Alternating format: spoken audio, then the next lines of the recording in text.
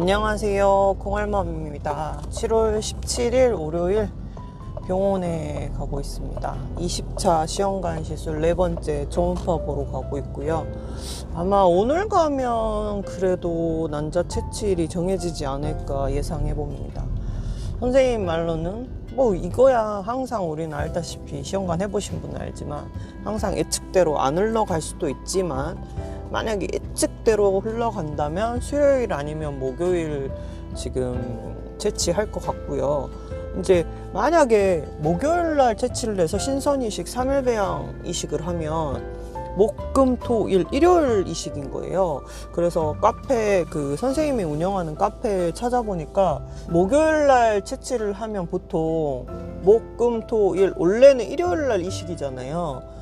그래서 목요일날 채취하신 분들은 어떻게 하나 싶어가지고 선생님이 이제 운영하는 카페 글들을 봐보니까 목요일날 채취하신 분들은 2일 배양으로 이식을 하거나 아니면 월요일날 4일 배양으로 이식을 하시더라고요. 그래서 오늘 가면 도대체 채취일이 언제 정해질지 궁금합니다.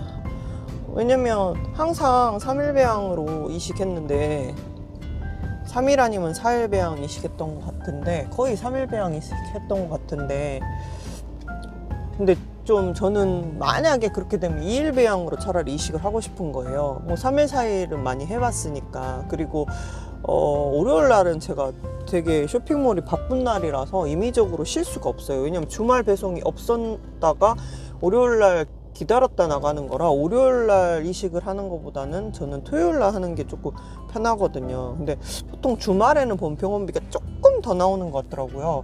주말이나 뭐 야간 진료 이런 거는 할증 같은 게 붙는 건지는 모르겠지만, 그래도 저는 일하는 게 월요일 날 이식하는 것보다는 주말에 하는 게 좀 편해서 목요일 날 만약에 채취가 걸리면 토요일 날 이식하지 않을까.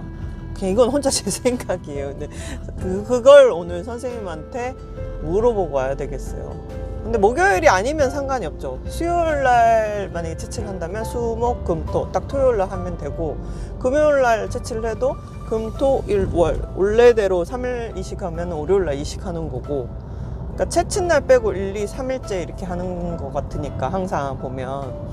그래서 일단 목요일 날이 걸리면 어떻게 되나 그게 궁금한 거예요. 그래서 오늘 가서 그거를 수요일이 될지 목요일이 될지 금요일이 될지 모르겠지만 일단은 그게 지금 가장 궁금한 관건입니다. 주말에 이거 어떻게 되지? 근데 알 수 없죠. 수요일날 채취할지 뭐 금요일날 채취할지 모르니까. 근데 저는 J이다 보니까 MBTI가 마지막 알파벳 마지막이 J가 계획형이고 P가 그냥 계획 없이 되는 대로 하시는 분들이잖아요. 근데 전 J이다 보니까 이렇게 됐을 때와 저렇게 됐을 때를 미리 머릿속으로 나름 시뮬레이션을 혼자 하는 거예요. 이렇게 됐을 때 일을 어떻게 해야 되고 막 그런 거. 그러니까 안 해도 사실 되게 걱정이긴 한데 나름의 계획을 미리 세워놔야지 제가 일이 순조롭게 돌아가요. 그러니까 제일 멘붕 올 때가 그런 거야. 계획을 실컷 짰는데 남에 의해서, 그러니까 내 의지와 상관없이 본의 아니게 계획이 틀어질 때는 뒷일을 어떻게 해야 될지 좀 막막할 때가 있어요. 스트레스 받을 때가 있어요. 그래서 가끔은 같이 일하는 친한 동생, 항상 얘기하는 동생은 P거든요. 남편도 P거든요. 때로는 P가 그냥 넘어가 이럴 때가 있어요. 그냥 뭐 계획을 짜나 안 짜거나 똑같을 때는 그냥 편하게 있어 이렇게 옆에서 얘기를 해주면 내가 그래도 되나? 혼자 막 죄책감이 느껴지긴 하면서도 약간 위안을 얻는 거죠. 그래서 세상은 좀 반대되는 사람들, 나와 똑같은 사람만 있으면 되게 스트레스 받고 너무 힘들 것 같은 느낌인데, 오히려 나랑 반대되는 사람이 옆에서 그렇게 말해줄 때 조금 위안이 될 때가 있다고 해야 되나? 좀 그런 것 같아요. 아무튼 지금 병원에 가고 있고, 이거는 뭐 우기라 계속 비가 오는데 다행히도 지금은 비가 안 옵니다. 아무래도 비가 오면 운전하는 게 뭐 운전이 어려운 건 아닌데 차가 많이 막히니까, 제가 뭐 사는 지역은 침수는 없었지만 여러 곳에 침수 피해가 많더라고요. 지금 한강 다리 건너고 있는데 한강물도 많이 불었네요. 다리가 많이 차 올랐어요. 그래서 매년 이렇게 폭우 오고 하면 침수폐로 좀 안 좋은 일 겪으신 분들이 있어서 왜 점점 이렇게 날씨도 그렇고 자연재해가 많아지는지, 뭐가 많이 이렇게 발달되면서 오히려 환경이 좀 해쳐져서 이러는 건지 뭔지, 아무튼 진짜 해년마다 안 좋은 소식들이 이제 있으니까 좀 걱정되긴 합니다. 요즘 눈이 너무 뻐근한 거 있죠. 이게 어떻게 된 게 노화가 눈으로 다 왔어. 눈도 침침하고 눈도 뻐근하고. 이게 이제 라식 수술한 지, 제가 라식 수술을 20살 땐가 했거든요. 라식 처음 생긴 지 얼마 안 됐을 때, 전국에 잘한다는 병원이 한 서너 군데밖에 없을 때 했는데 돈값을 다 한 것 같아요. 지금 20살 때 했으면 지금 25년간 잘 써왔잖아요, 눈을. 근데 원래 수술 전에 난시가 심했는데 요즘 난시가 좀 심한 것 같아요, 다시. 그래서 뭐 이렇게 사물을 보거나 이렇게 컴퓨터 할 때 조금 불편합니다. 근데 제가 일을 거의 컴퓨터 아니면 핸드폰으로 하기 때문에 이게 참 진짜 어렵네요. 될 수 있으면, 예전엔 스트레스 받으면 모바일 집 꾸미는 그 게임 했다고 했잖아요. 근데 요즘은 그 게임도 안 하려고 해요. 눈이 너무 아파가지고 이러다가 시력이 너무 감퇴될까봐 있는 거라도 잘 지키자 뭐 이런 식으로 해서 요즘 코바늘 정도만 하는데, 코바늘은 사실 유튜브로 살짝 보면서 하니까, 근데 뭐 계속 보는 건 아니라서 눈이 아플 정도는 아니거든요. 그랬더니 요즘은 손가락이 너무 아픕니다. 마디마디가 관절이. 이게 제가 아직은 초보다 보니까 코바늘 떼기 하면서 손에 힘을 많이 주나 봐요. 코바늘이 미끄러우니까. 그래서 좀 손마디가 너무 아파서 당분간은 6개 정도 만들었거든요, 꽂혀가지고. 근데 당분간은 코바늘 가방도 안 만들려고 합니다. 왜냐면 채취도 앞두고 있고, 이식도 만약에 수정이 되면 이식도 해야 되니까 조금 힘든 일은 안 하려고 하고 있습니다. 20차까지 오다니 정말 어이가 없네요. 이렇게 많이 할 줄 몰랐어요. 근데 저는 좀 뭐라 해야지, 집요한 면이 없지 않아 있긴 해요. 그러니까 어떤 거에 꽂히면, 근데 이게 단순히 일적인 그런 게 아니잖아요. 이거는 가족을 만드는 일이기 때문에 좀 그렇게 쉽게 포기할 일은 아니잖아요. 그렇다 해서 포기한 분들이 뭐 잘못했다, 왜 쉽게 포기했냐 이런 게 아니라, 사람마다 가치관과 자기가 추구하는 삶이라는 게 있잖아요. 딩크족도 있듯이. 근데 저는 절대 딩크는 싫거든요. 어렸을 때 외롭게 자라서, 외동이다 보니까 남편도 외동이고 가족 많은 그런 거 좋아해요. 그리고 저는 외동이긴 하나 외갓집이 한옥이었어요. 되게 큰 한옥이었는데, 약간 개조한 한옥이었는데 할머니가 주인 할머니고 이렇게 새 들어 사는 가구수가 많아서, 옛날에 뭐 이런 드라마 있잖아요. 한 지붕 세 가족처럼 한 지붕 아래 하나 둘 셋 네 집이 살았거든요.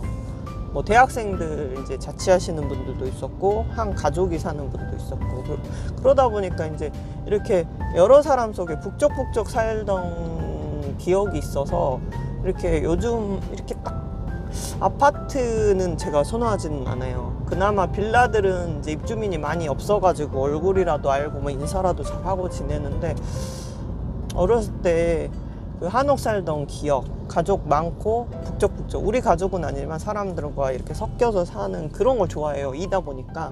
근데 남편도 아이긴 한데 처음에는 애기 싫다고 했는데 나이가 들수록 이제 애 갖고 싶다고 하더라고요. 그래서 좀 가족이 이렇게 있었으면 좀 집안이 좀 웃음소리가 나지 않을까. 지금은 원체 남편이 말이 없는 사람이라 뭐 가끔 웃긴 행동을 제가 하긴 하죠.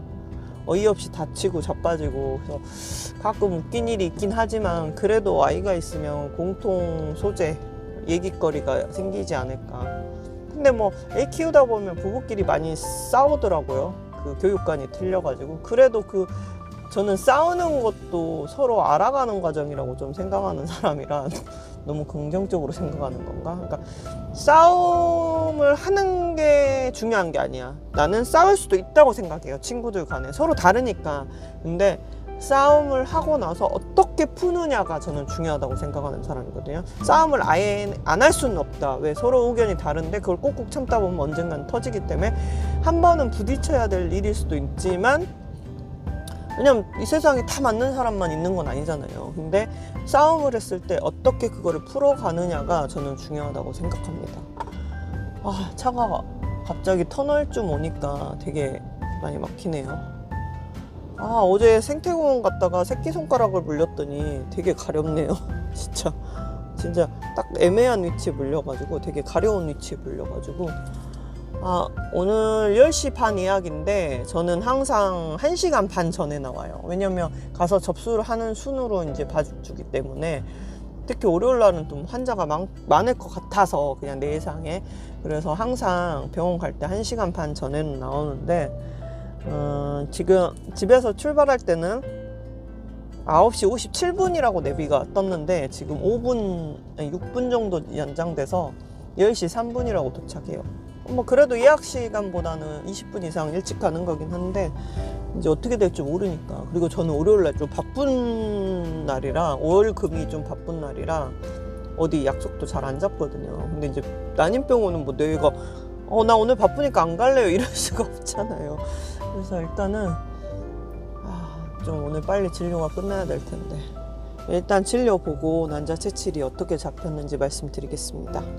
병원 진료 잘 보고 나왔습니다.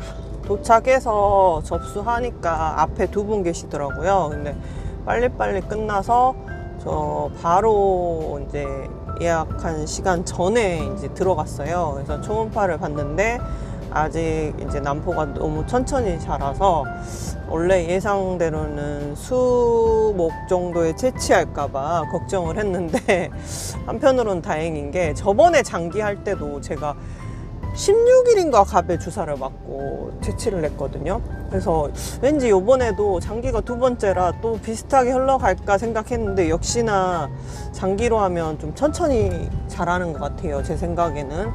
그래서 목요일날 초음파를 한 번 더 보고 이제 그때 봐서 채취를 결정하기로 했어요. 그래서 만약에 지금 속도대로 크면 목요일날 보면, 빠르면 토요일, 늦으면 월요일날 채취하지 않을까 예상입니다. 괜히 목요일날 걸릴까봐 걱정을 했어요. 그리고 제가 이제 금요일날 그 차가 뭐가 좀 이상이 있어가지고 그 정비센터를 예약을 해놨는데, 이게 저 시트로행을 타는데 시트로행 AS 센터가 코로나 터지면서 이게 차 입고가 진짜 오래 걸렸거든요. 저 살 때도 그랬고.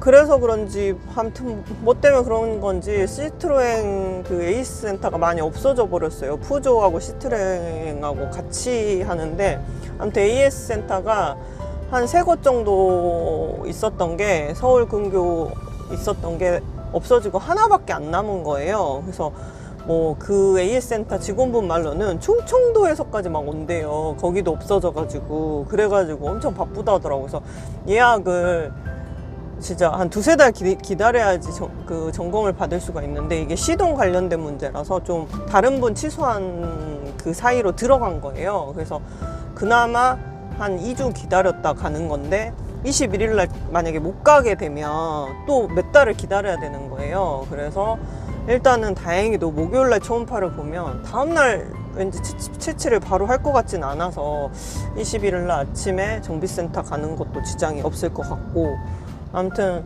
저는 뭐 천천히 자라도 질만 좋으면 좋으니까 일단 4개가 계속 보이고 있고, 저번엔 4-5개라고 하셨는데 오늘 보니까 천천히 자라는데 4개 정도가 보인다고 했고, 아무튼 속도가 좀 느리긴 한데 제발 질이라도 좋았으면 좋겠어요. 속도는 느려도 상관없으니까.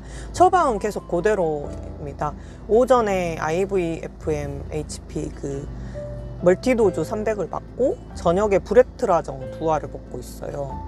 그리고 MC톨디는 계속 먹고 있고, 활성엽상 먹고 있고, 아스피린 계속 먹고 있고. 처방은 갖고 목요일날 한 번 더 초음파를 보고 결정을 하기로 했습니다, 난자 치질을. 근데 그때도 뭐 천천히 자라면 어쩔 수 없죠.